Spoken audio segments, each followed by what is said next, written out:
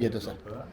मित्रांनो नमस्कार, मी मिलिंद जाधव. TV10 जास्त वेळ नसल्यामुळं अविनाश सकपाळ सर, जे नेहमी आम्ही म्हणतो की सज्जन अधिकारी, सगळ्या सज्जन अधिकारी आणि कॅमेऱ्याला विरोध न करणारी व्यक्ती.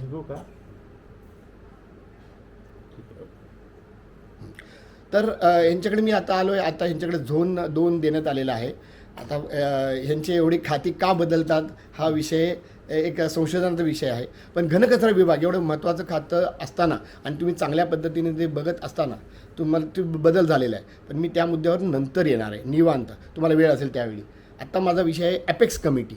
तर अपेक्स कमिटीमध्ये मी मिलिंद जाधव TV10 मला बोलवलं होतं, मला आमंत्रण होतं, मला रिक्वेस्ट होती आणि मी मागच्या सगळ्या मिटिंगला येऊन मी ते कवर करत आलेलो आहे.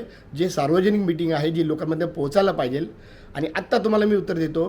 त्याच्या मी 28 फोन केले, ज्यांनी शब्द दिला होता ऑन कॅमेरा की मिनिट्स ऑफ मीटिंग तुम्हाला देते आणि तुम्ही मात्र इथं थांबू शकत नाही, मीडिया थांबू शकत नाही, इतकं स्पष्ट त्यांनी सांगितलेलं आहे. आणि ते कुठल्या ह्याच्यावर त्यांनी सांगितलं आहे आणि त्यांनी अधिकाराचा गैरवापर केला आहे असं तुम्हाला वाटत नाही का? आणि त्याच्यावर तुम्ही काय कारवाई करणार?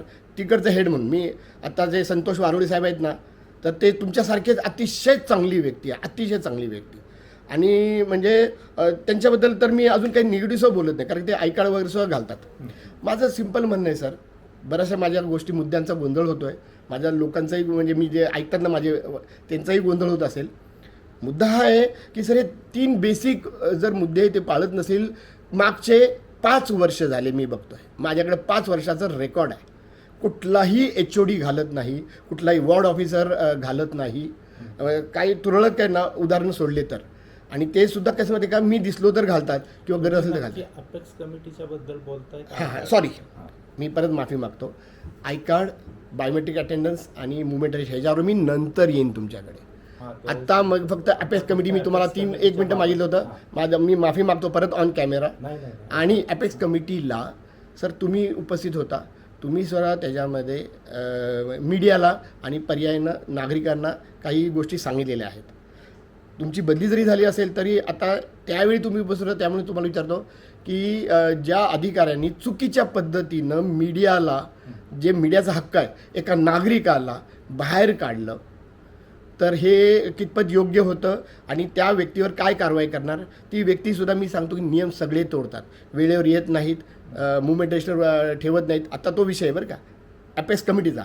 अपेक्स कमिटीला ते वेळेवर आले नव्हते, 20 मिनटं लेट आले होते. त्याचं रिटर्न त्यांनी मिनिट्स ऑफ मीटिंगमध्ये का टाकलं नाही, हा माझा सगळ्यात महत्त्वाचा मुद्दा आहे. त्यानंतर मिनिट्स ऑफ मीटिंग मध्ये सगळी वेळ काळ सगळे यायला पाहिजे.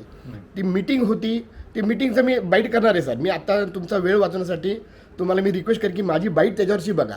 मी आजचं सगळे हे कंपॅरिझन केल्यानंतर त्यांनाही मी भेटणार आहे, याची बाईट करणार आहे आणि लोकांना कळण्याचा अधिकार आहे. जे अपेक्स कमिटी मेंबर्स आहेत ते सुद्धा कसे निवड केलेले आहेत, ते सुद्धा कसा विरोध करतात, ते सुद्धा कसे नागरिकसुद्धा चुकीच्या गोष्टी कशा करतात आणि त्यांचं काहीतरी त्यांना शिकवलं गेलं पाहिजे का नाही वगैरे, ह्याचा माझा मुद्दा फार जुना आहे. आशा राऊत मॅडम, संदीप कदम सर आणि त्यानंतर तुम्ही. तर आता तुम्ही बदलल्यानंतर आता संतोष वारोडे सर, ते किती दिवस असतील माहीत नाही. अपेक्स कमिटी आपल्याला चांगली करायची, चांगली कल्पना आहे, पण ती नीट राबवली जात नाही. मागचे 10 वर्ष झाले. हे माझा आरोप नाही आहे, हे माझं रेकॉर्ड आहे. हां, आता अपेक्स कमिटीच्या बाबत बोलायचं झालं ना, तर अपेक्स कमिटीमध्ये जे काही सदस्यांची एनरोलमेंट होती किंवा निवड होती, तर ती क्षेत्रीय कार्यालयामार्फत त्या ठिकाणी पाठवल्यानंतर तिथे एक कमिटी आहे. ती कमिटी आपण आता फॉर्म करणार होतो, म्हणजे करणार आहोत. Very good. तर त्या कमिटीमधून ती अपेक्स कमिटीचे सदस्य आपण नेमणार आहोत. सर माझा प्रश्न वेगळा आहे. एक मिनटं फक्त, सॉरी, मी तुम्हाला का अडवतो माहिती आहे का? ही माहिती आहे मला, ती नको आहे आता. मला आता हवं आहे की जे पोद्दार मॅडम, प्रज्ञा पोद्दार पवार, यांच्यावर काही कारवाई करणार आहात का? त्यांनी त्यांच्या अधिकाराचा तुम्ही नसताना दुरुपयोग केला. त्यांनी खोटी माहिती दिली मीडियावर आणि नागरिकाला, आणि नागरिकाचा हक्क तो बजावला आला होता. तो मिटिंगला अशा अटेंड करू शकतो किंवा त्याचं काय रूल असेल तर ते त्यांनी दाखवावं की अपेक्स कमिटीमध्ये कोण कोण हे करू शकतो. त्यांनी खोटी माहिती दिली आणि त्यांनी आयकार्ड न घालता उशिरा आले.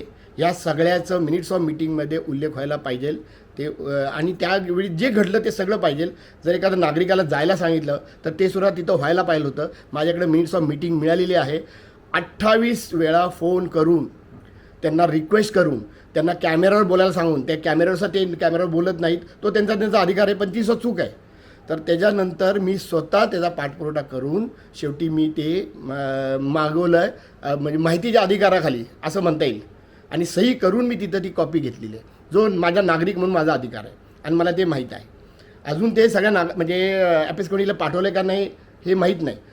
दुसरा मुद्दा मी नंतर बोलणार, मी आता बोलणार नाही, कारण का 10 तारीख सर्क्युलेट केलेले असणार. माझं म्हणणं आहे की मी ज्यावेळी घेतलं ना, म्हणजे 2 दिवसापूर्वी घेतलेलं आहे, त्याला 1 महिना झाला. म्हणजे 10 तारखेला मिटिंग झाली आणि आता पुढची 10 तारीख आली, म्हणून तर मी आज आलेलो आहे की त्यानंतर आता पुढची मिटिंग कधी, तर हे मिनिट्स ऑफ मिटिंग मागच जायला बोलते. त्यानंतर त्याचवेळी नोटीस पाठवायला पाहिजे होती, पुढची मिटिंग यायला पाहिजे होती. तुम्हाला मिळालेत का मिनिट? मला मी घेतलेत, मला मिळाले नाहीत, मला सगळं नाकारलं आहे. माझा मुद्दा आज फक्त असा आहे की असिस्टंट कमिशनर प्रज्ञा पोद्दारवर म्हणजे त्यांच्या ह्या सगळ्या चुका आहेत. मी लेखीसुद्धा देणार आहे, लेखी देणार आहे सर. पण मला ते सुद्धा म्हणायचं आहे की पेपरलेस करायचं आहे ना, इथं व्हिडिओ आहे, व्हिडिओपेक्षा आणखीन पुरावा काय आहे का? मी स्वतः तुमच्या ह्याच्यावर आलेलो आहे. बरं आत्तासुद्धा मी काय चुकीचं करत असेल तर मला सांगू शकता सर, मी माझी चूक इथले तर सुधारीन. माझ्या मागं कुणी कुठल्या अधिकाऱ्यांनी तक्रार करू नये अशी माझी रिक्वेस्ट आहे. तर प्रज्ञा पोद्दारांवर तुम्ही काही कारवाई करणार आहात का? तुम्हाला मी सगळ्या त्यांच्या चुका सांगितलेल्या आहेत. तुम्हाला लेखी पाहिजे असेल तर लेखी देतो, पण त्यासाठी थांबवू नका अशी माझी रिक्वेस्ट आहे तुम्हाला. आणि दुसरं जे जुनं होतं, राम सोनवणेवर कारवाई झाली का? आता तुम्हीच तिथे आलेला आहात. राम सोनवणेंनी काय केलं ते पहिल्यांदा पाहून घेतो. हां, त्यांनी तुम्हाला माहिती आहे ते सर, परत एकदा सांगतो मी, आय कार्ड घालत नाहीत ते आणि ड्रेस घालत नाहीत. आणि त्यांचं असं म्हणणं आहे की त्यांना ड्रेस घालायची गरज नाही.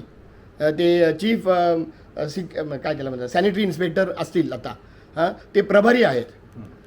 तुम्ही विचार करा, या बाबतीत विटकरांचं उदाहरण देईल मी, इतकं चांगलं आहे त्यांचं उदाहरण की बाकी काही का असं ना, ते आहेत टॅक्स डिपार्टमेंटला उपाधीक्षक म्हणून आहेत, पण ते प्रभारी सुरक्षा रक्षक आहेत, कटाकट ड्रेस घालतात. एवढा मात्र ते एवढाच एक नियम पाळतात. ठीक आहे, मी असा बघतो तो राम विषय. सोनवणेचं आणि प्रज्ञा पोद्दार मॅडमचा. त्यांचं विचारून घेतो. Yes sir, thank you sir. आणि सर मी इथं सांगतो की आजच्या मिटिंगमध्ये माझ्याकडनं मिलिंद जाधवकडनं काही चूक झाली का? माझ्याकडनं काही चूक झाली असेल तर मला आत्ता सांगा, आम्ही ती सुधारू पुढच्या वेळी सर. तसं तर काय दिसून येत नाही. दिसून येत नाही. ठीक आहे, ओके सर.